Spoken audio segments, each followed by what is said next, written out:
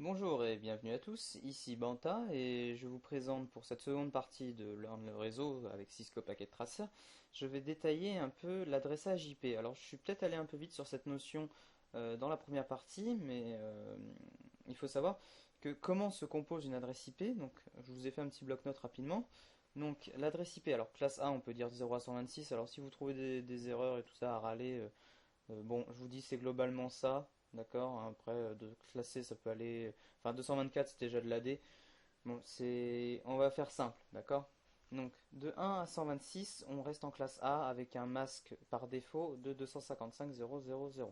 Alors, ce masque, justement, à quoi il sert? Le masque de sous-réseau, il sert à identifier votre réseau, ce qu'on appelle l'ID réseau, je vais vous mettre les mots clés à retenir, et l'ID hôte. Voilà. C'est-à-dire que votre ID réseau est composé, alors je vais prendre une adresse simple que tout le monde connaît, 192.168.1.1, on va pas prendre d'exception pour l'instant, avec un masque 3 fois 255. Voilà. Ce masque-là nous dit que l'ID réseau est 192.168.1.0 et l'ID hôte est 1. Voilà. Donc c'est-à-dire que votre hôte, c'est le 1 et votre réseau, c'est ça. Donc l'adresse de votre réseau, c'est celle-là. Si vous avez, je sais pas, moi 172, et ben l'adresse de votre réseau, et ben ce sera 172. Alors c'est tout simplement 255, on laisse passer le chiffre, 0 on ne le laisse pas passer pour le sous-réseau. Alors, je peux vous décomposer ça en binaire, c'est-à-dire que il faut savoir que une adresse IP, c'est composé, donc ça, c'est 4 octets. Donc qu'est-ce qu'un octet? Un octet, c'est 8 bits. Donc 1, 2, 3, 4, 5, 6, 7, 8. 1, 2, 3, 4, 5, 6, 7, 8. 1, 2, 3, 4, 5, 6, 7, 8. 0, 0, 0, 0. Attends, 1, 2, 3, 4, 5, 6, 7, 8. J'en ai peut-être oublié un, je crois pas. Enfin bref. Donc voilà par exemple, et ça en binaire c'est 255, 255, 255.0. Voilà, donc en fait c'est comme ça que calcule le PC pour vos masques. Donc alors, je pourrais vous faire un petit tableau. Alors je vais pas le faire avec le bloc-notes c'est sûr, mais comment on calcule justement chaque octet, c'est-à-dire que celui-ci par exemple, celui-ci qui est là, représente 2 puissance 1, celui-ci qui est là 2 puissance 2, 2 puissance 3, 2 puissance 4, 2 puissance 5, 2 puissance 6, 2 puissance 7, 2 puissance 8. Enfin 2 puissance 8 il est là, j'ai dû me décaler un coup, enfin bref. Et donc vous pouvez compter comme ça. Et c'est ce que font les machines notamment avec les masques. Et ça va être super utile à connaître quand vous allez devoir faire des sous-réseaux et bah, des sous-réseaux, quand vous allez devoir décomposer votre adresse, admettons, parce qu'après par la suite vous pourrez avoir des masques comme celui-ci, 255, 240, 00. Et ça par exemple, un 240 c'est 256 moins donc 240 ça fait 16, donc les réseaux vont de 16 en 16, donc c'est-à-dire que votre adresse réseau sur ce réseau-là serait 192, que je dise pas de conneries, donc là j'ai pris, si on prend 168, ouais mais si j'ai pris un masque de 140 ça va être la merde. Donc par exemple si je prends une adresse globale 192.0.0.0, ce sera, là c'est le premier réseau, le deuxième sous-réseau ce sera 16.0.0, 192.32, et ça en fait c'est dans des sous-réseaux différents mais c'est dans le même réseau global. Bon, je vais pas trop m'étendre là-dessus parce que ça pourrait vous assommer, même si je suis sûr ça doit intéresser pas mal de personnes. C'est vrai que ces notions-là sont assez complexes à aborder et j'y reviendrai au fur et à mesure des tutos. Donc là, je vous ai posé à peu près les bases de l'adresse IP. Donc vous voyez, c'est pas si simple que ça et les masses, c'est pas toujours 255. Mais bon, pour l'instant, on va se contenter de ça. Voilà. Donc hop, ouais, on enregistre, histoire que je vous le remontre un peu plus tard si j'en ai besoin. Donc on va continuer notre petit réseau tranquillou.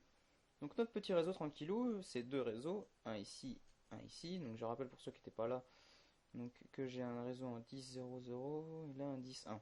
Voilà. Et le routeur sert de passerelle entre les deux. Maintenant, comment faire pour, admettons, ah tiens, je sais ce que je vais vous montrer, je vais vous montrer le serveur DHCP. Alors, sur Cisco Packet Tracer, les serveurs, ils sont ici et ici. Ici, nous avons, je vais connecter le serveur au switch. et l'autre serveur ici. On va activer la fonction DHCP et activer, c'est bon. Alors après, bon, pour l'instant on n'a pas besoin des autres fonctions. Donc pour l'instant, vous voyez, on peut même faire des serveurs HTTP, je vous montrerai ça aussi. Donc, défaut gateway. Donc la gateway, c'est le routeur qui est ici. Donc mon interface du routeur, c'est la 1.0 et c'est 10.1.0.254. Alors, 10.1.0.254. Serveur DNS, il n'y en a pas pour l'instant. Et puis, start IP adresse. Donc, quand est-ce qu'il commence? Donc, il commence à 10.1.0. Donc, les machines, elles sont déjà à 1. Submess mask, donc on avait mis un masque 255, je crois. Je sais plus ce qu'on a mis. Ah non, on avait mis 2 fois 255 sur celui-là. Hop. Et enfin, maximum number user. Et voilà, vous faites. Et merde. Désolé. J'ai pas sauvegardé et puis j'ai cliqué sur le truc. Donc on va recommencer. Désolé pour ce petit contretemps. J'espère que vous avez compris. Donc la gateway, c'est la passerelle. On est d'accord? Start IP 10. 10, 1. Et on va commencer, admettons, à 10. Le masque par défaut ici. Et on fait save. Voilà. Donc là, nous avons 65 526 machines possibles. Voilà. Grâce au serveur DHCP qui est ici. Donc maintenant, une fois que le DHCP... Donc le DHCP permet justement d'attribuer des adresses IP automatiquement à vos postes. Donc on va tester, on va voir si ça fonctionne. Normalement... non. Si j'oublie le principal, bien sûr. Il faut bien sûr que votre serveur ait une adresse IP statique, lui. Enfin, sauf s'il va chercher un DHCP qui est ailleurs. Mais bon, on va pas faire des DHCP qui se donnent des DHCP. Ça va être le bordel. Donc on va le mettre sur le même réseau, sinon ils ne peuvent pas communiquer. On va le mettre ensemble. Hop, on avait mis ça, masque. Voilà, et la gateway. La gateway, c'est 10.1. 0,254. Voilà. Et là maintenant, si je lui demande... Tac. Voilà, successful. C'est cool. Donc vous voyez, là, il attribue automatiquement les adresses IP avec la passerelle, avec l'IP, le masque en automatique. Voilà. Donc là, je peux faire la même chose avec l'autre qui est dans le même réseau. Ok, successful. Et ben voilà, c'est très bien. Donc maintenant, les PC qui sont là, vous voyez, ils peuvent toujours communiquer avec ceux qui sont là-bas. Donc on va le faire. Non, il me met fail. Alors pourquoi il me met fail? On va regarder. Voilà, ok. Oui, d'accord, je sais pas où il a vu fail. Ouais, enfin bref. Bon, ça marche.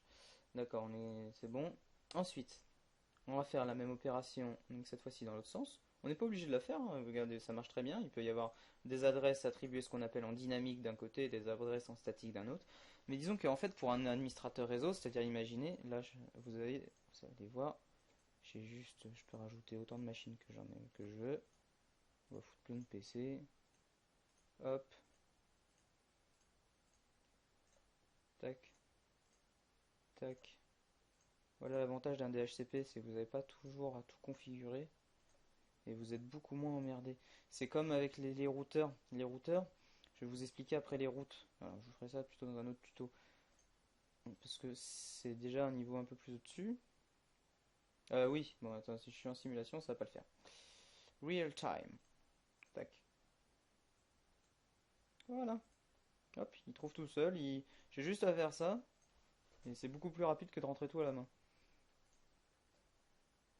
Rocket fail. Bon, on va essayer. Pourquoi toi tu fail et les autres ils failent pas? D'accord. Bah, t'es bien connecté? Oui, bah c'est bon. Enfin, bon. Ouais, il simule. Je vais y arriver. Même les problèmes. C'est génial.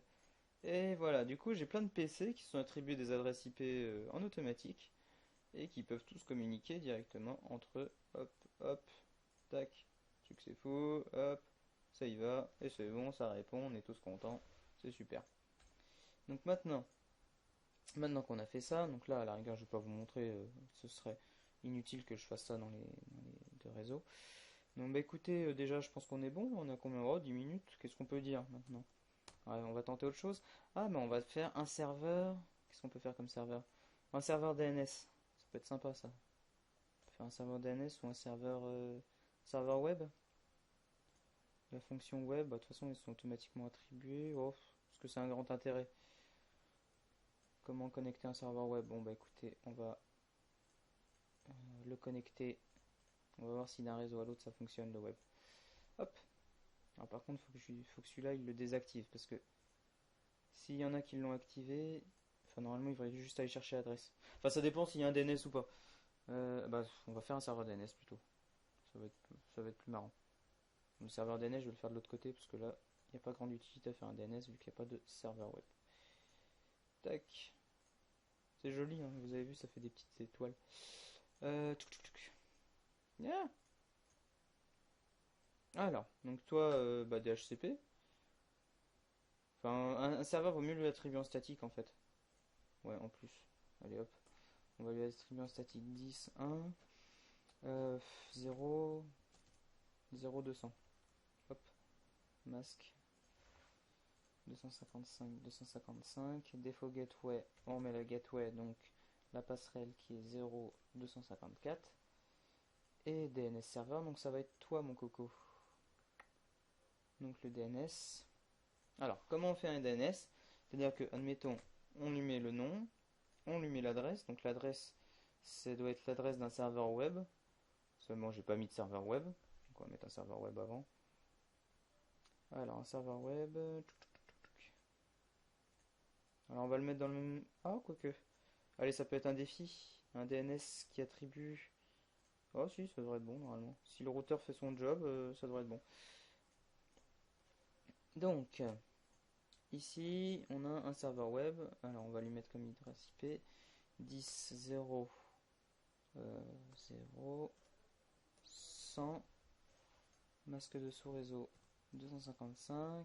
Défaut gateway 10 0 0 254. Et DNS serveur 10 1 0 200. Donc, on met ici, c'est ça que je vais configurer lui. Oui, c'est ça. Voilà, donc lui c'est bon. Lui c'est bon. Et on va lui mettre comme adresse 10 0 0 100. On va add et voilà. Donc normalement ce serveur là, si je tape son adresse, si je tape tuto dans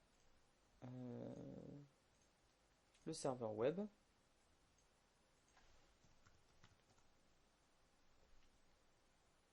avec un peu de bol, alors on va regarder ce qui se passe.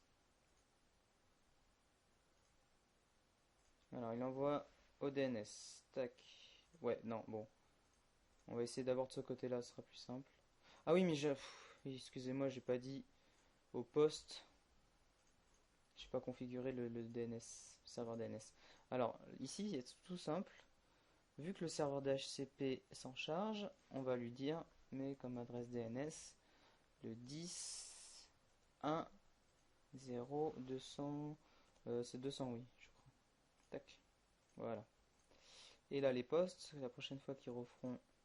Tac, tac. Oui, temps réel serait mieux. Tac. Voilà, successful. Et là, vous voyez, il a mis le DNS. Donc il ira automatiquement. Donc je vais pas le faire sur tous, je vais en faire juste sur quelques-uns juste pour vous montrer. Voilà. Et donc ici, si je tape tuto, et voilà, j'accède au serveur qui est là. Donc là, par défaut, vous voyez, il a une page et tout. Hello World, enfin bref, la page à la con, vous pouvez modifier si ça vous amuse. Si ça vous amuse, bien sûr. Ici, voilà, en HTML, truc à la con. Donc tiens, en parlant de HTML, de PHP, de CSS, de JavaScript et tout ça, j'ai mon confrère et mon ami, monsieur Erizino, qui fera sûrement un petit tuto. Je sais pas ce qu'il va vous apprendre à programmer, peut-être du C Sharp, et puis on fera du HTML ensemble pour vous apprendre un petit peu. Le HTML, le CSS, PHP aussi, JavaScript, C Sharp, Python, et puis on verra. Puis Java l'an prochain. On fait Java l'an prochain. Tac tac tac. Donc maintenant, on a ça. C'est bien, donc voilà. Donc écoutez, bah, tout fonctionne. Donc on va regarder ce qui se passe exactement quand lui fait une requête. Quand lui écrit tuto. Hop, alors qu'est-ce qui se passe? Il envoie au DNS.